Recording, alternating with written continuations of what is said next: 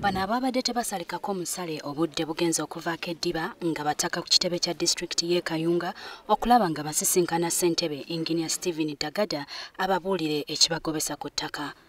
Abatuuze mu magombolola okuli ery'e Wabwoko wamu n'ery'e Kayunza basula emitima gibeewanise olw'omuyindi Madivaani okuddamu okubagobaganya ku ttaka lyabwe.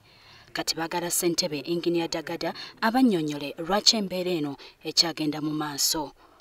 Tugwamu ebintu bugwi ogenda okuwulira nti batuute ettaka mutwalo mulamba actually kawo ekazi mutwalo nali oba mbaale kawankubira ngalowooza kinansanyusa nti chairman waliwo ensimbi abaguzeeko ku ttaka mawulire malungi tuli basasudde n'akasente bukadde 210 nti baguze ettaka kyeryo nti baguze tweyagalire n'amavundu ekazi mutwalo neŋŋamba nti bani aba baguze eko mutwalo bijjawa mu Kayunga saawe.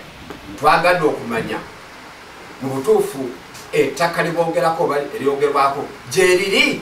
Kati nange nsobola okuleeta abayindi wano e Kayunga naye nawe nasinzirira abamu basisenga ne ŋŋamba oyo yabalimba kuba ekyapa kyennyini bwe kifuluma gwe toli suppose ligamba nti ate nange ngende nsabe ku kyapa ekyange nga zisikiriza. Zabuzibwa batugamba chairman yatunda ettaka ate nga abamu batugamba nantaba atutaasa mu bya ttaka Madivaani nti era yagala okugula ettaka lyaffe ekita 909.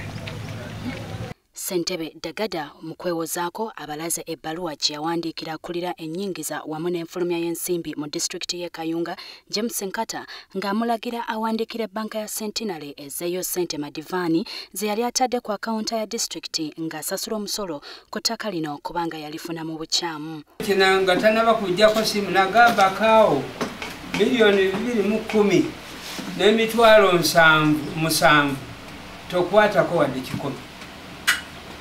Era nakomawo nempandiika ebbaluwa ng'amulagira bazeeyo ki ssente.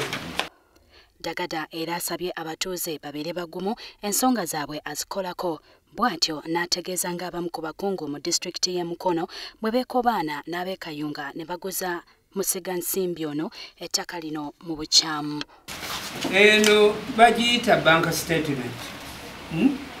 Eno bank statement nawalirizibwa okufuna waliwo baali baagala okugaana okumpa bank statement eno naye nawalirizibwa okufuna ensimbi zagenda mu Centenary Bank enaku z'omwezi nga 7 gw'ekumi 2014.